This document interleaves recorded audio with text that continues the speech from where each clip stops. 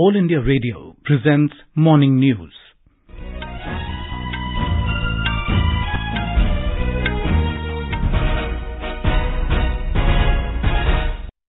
Good morning, I'm Sunil Verma. The headlines. President Droupadi Murmu to launch Catch the Rain 2023 campaign in New Delhi today. Also to confer Swachh Sujal Shakti Samman. Prime Minister Narendra Modi to address a webinar on improving logistic efficiency with PM Gatishakti National Master Plan this morning. Youth Affairs and Sports Minister Anurag Singh Thakur to launch Yuva Utsava India at 2047 from Ropar in Punjab today. RBI imposes penalty of over 3 crore 6 lakh rupees on Amazon Pay India Private Limited for non-compliance of directions related to prepaid payment instruments and KYC. And in cricket, the first season of Women's Premier League to begin in Mumbai today.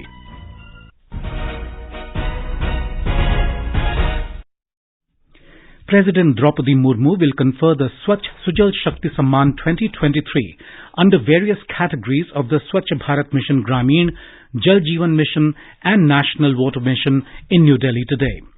During the function, the President will launch the Jal Shakti Abhiyan Catch the Rain 2023 campaign with a theme of source sustainability for drinking water. She will also launch a video on Jal Shakti Se Nari Shakti and a commemorative stamp. The President will also release Swachh Sujal Shakti Ki Abhivyakti, which is a compendium of case stories from Swachh Bharat Mission Gramin, Jal Jeevan Mission and National Water Mission. The Jal Shakti Ministry said it is celebrating women's leadership by felicitating women who have contributed under various flagship programs of the ministry through the Swachh Sujal Shakti Samman 2023. Swachh Sujal Shakti Samman aims to celebrate the extraordinary contribution of women achievers and leaders in the water sector. The event will be graced by Jal Shakti Minister Gajendra Singh Shekhawat, several ministers, government officials, grassroots wash workers and women representatives. Prime Minister Narendra Modi will address the post-budget webinar on infrastructure and investment, improving logistics efficiency with PM Gatishakti National Master Plan this morning. The government is continuously increasing budgetary allocation for the development of world-class infrastructure. This year's budget is a reflection of this vision. Significant budgetary allocation for capital expenditure has been earmarked for infrastructure development. Road transport and highways and railways are the key target areas. Budgetary allocation for road transport and highways has increased by 25% to 2,70,000 crore rupees. For railways, the budgetary allocation is 2,40,000 crore. Besides ministers and secretaries of the concerned central government ministries, a host of stakeholders from states, industry and investment groups would attend the webinar. They will provide suggestions for better implementation of the budgetary announcements. Yesterday, while addressing a post-budget webinar on boosting India's tourism potential, Mr. Modi had said that the footfall of foreign tourists in India has increased fourfold in January this year as compared to the same month last year. He said that tourism has always been part of India's social and cultural civilization. He underlined the need to profile such tourists and create a special category to attract them to the country. पिछले साल जनवरी में सिर्फ 2 लाख विदेशी tourist आए थे, जबकि इस साल जनवरी में 8 लाख से ज्यादा विदेशी टूरिस्ट भारत आए।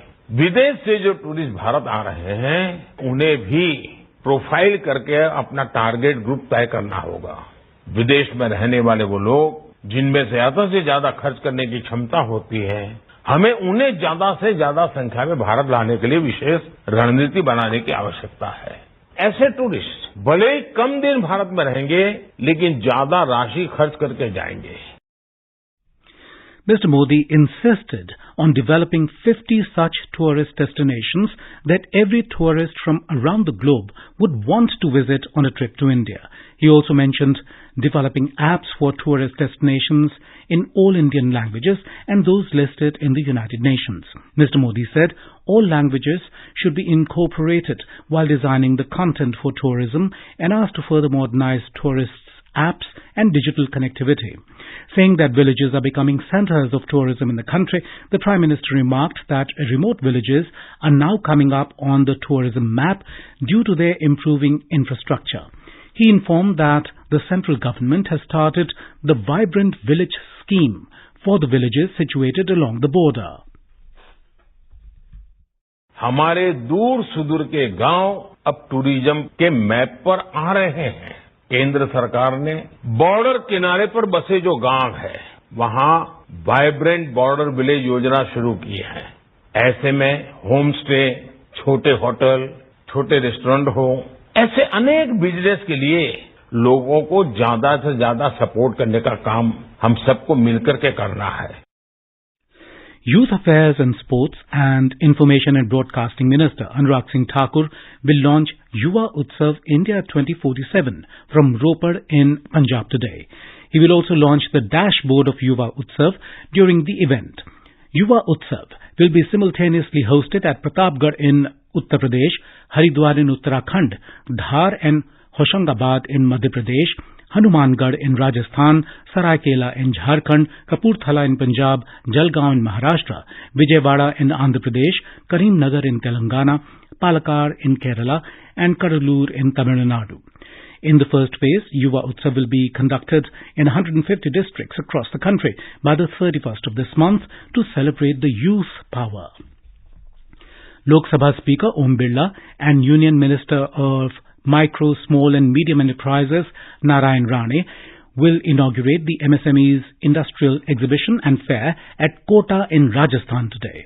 The three-day fair is being organized by the Union Ministry of Micro, Small and Medium Enterprises.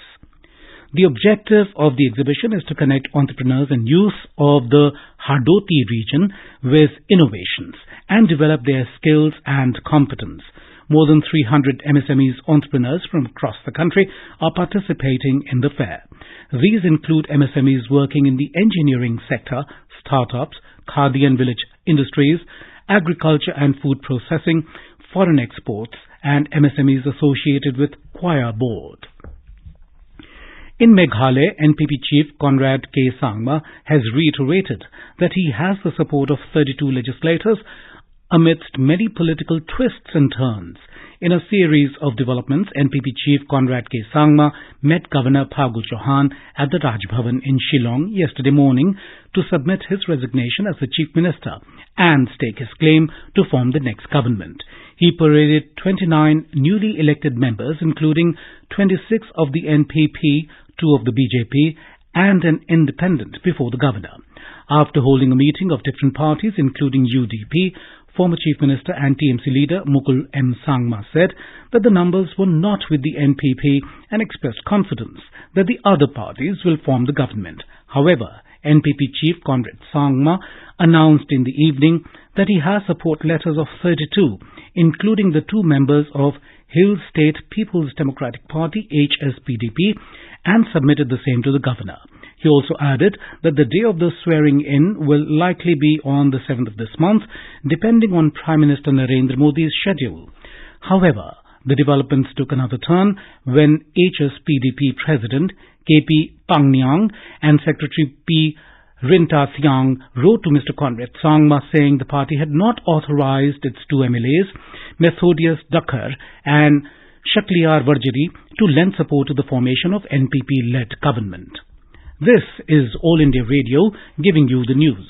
For quick news updates round the clock, follow us on our Twitter handle @AIR News Alerts. The Reserve Bank of India has imposed a penalty of 3,666,000 rupees on Amazon Pay India Private Limited for non-compliance of certain directions related to prepaid payment instruments and Know Your Customer. Accordingly, a notice was issued and decision to impose the penalty was taken after considering the entity's response. In a statement, RBI said that the action is based on deficiencies in regulatory compliance and is not intended to pronounce upon the validity of any transaction or agreement entered into by the entity with its customers. Union Health Minister Dr. Mansukh Mandavia and Union Railways Minister Ashwini Vaishnav yesterday flagged off a train dedicated to the Pradhan Mantri Bharatiya Jan Aushadhi Pariyojana PMBJP from New Delhi. This Chhattisgarh Sampark Kranti Express train has been wrapped with branding of Jan Aushadhi scheme to spread awareness among public about generic medicines available at Jan Aushadhi centers. The medicines are available in more than 9,000 Jan Aushadhi centers at affordable prices. According to the Health and Railways Ministry, this train will travel from 184 stations covering more than 4 states in 2 months. Also, a similar train from Pune to Danapur has been flagged off, covering 4 states. On this occasion, Dr. Mansukh Mandavia said, Jan Aushadhi centers provide quality and affordable medicines. प्रधानमंत्री जी ने एक बार कहा था कि देश के गरीब लोग बिना दवाई मिलने से उसके यहाँ मृत्यु की नौबत नहीं आनी चाहिए। देश के सभी नागरिकों को सस्ती दवा मिले, क्वालिटी दवा मिले, उसके लिए 9,000 से अधिक जनौषधि केंद्र आज देश में खुले हुए हैं। देश में जनौषधि सप्ताह के उपलक्ष्य में जनौषधि का प्रचार प्रसार हो। He said that Railways is also carrying a special campaign for the publicity of the affordable generic medicines to create awareness among the public. Railways Minister Ashwini Vaishnav said the Railways has decided to open Jan Aushadhi centers at some big railway stations, which will prove beneficial for the commuters. देश के बड़े railway station हैं, उन सब पर जन औषधि केंद्र खोले जाएंगे। जन औषधि केंद्र पे बहुत ही कम कॉस्ट पे बहुत अच्छी क्वालिटी की मेडिसिन मिलती है, जो कि प्रधानमंत्री श्री नरेंद्र मोदी जी के विजन का एक बहुत बड़ा हिस्सा है कि हमारे सामान्य नागरिकों को उनके स्वास्थ्य के लिए अच्छी से अच्छी सुविधाएं मिले। The government has set a target to increase the number of Pradhan Mantri Bharatiya Jan Aushadhi Kendras to 10,000 by the end of this year. Medicines available on Jan Aushadhi Kendra are priced 50 to 90% less than the prices of branded medicines. In Indonesia, at least 17 people were killed and several others injured as a large fire broke out at a fuel storage depot in capital Jakarta yesterday. According to officials, the fire forced evacuation of thousands of nearby residents after it spread to their neighborhood. The Plumpang fuel storage station is near a densely populated area in the Tanah Merah neighborhood in North Jakarta. In cricket, the first season of Women's Premier League will begin today. History will be made when the cricket league comprising of 5 teams will kick-start at Navi Mumbai. After years of wait and planning, the Board of Control for Cricket in India, BCCI, has finally been able to organize the standalone T20 franchise-based cricket league for women on the lines of the popular Indian Premier League. The 5 teams taking part in the inaugural edition of WPL are Mumbai Indians MI, Royal Challengers Bangalore RCB, Delhi Capitals DC, UP Warriors UPW and Gujarat Giants GG. The first match between Mumbai Indians and Gujarat Giants will be played at D.Y. Patil Stadium today at 7:30 p.m. And now for a look at today's newspapers, it's over to Vaibhav Jyotsna Srivastav. Thank you, Sunil. Quad opposes nuclear threat and backdrop of Ukraine headlines Hindustan Times, while the Pioneer leads with the headline, Quad set up group on counter-terrorism. The Tribune quotes the Russian foreign minister saying that Russia wants India and China to have friendly ties. In a significant decision, the government has decided to give a one-time option to select central government employees to migrate to the old pension scheme, writes the Hindu. Centers for Disease Control and Prevention of the U.S. have confirmed that the children's deaths in Cambia were linked to contaminated syrups made in India, reports the Indian Express. And finally, in a fresh initiative towards Atmanirbharta, the centre is mulling to have its own system of measurement for the apparel industry to be christened as India-size, reports the Pioneer. And with that, it's back to you, Sunil. Thank you, Vaibhav. And now, before we end the bulletin, the headlines once again. President Droupadi Murmu to launch Catch the Rain 2023 campaign in New Delhi today. Also to confer Swachh Sujal Shakti Samman.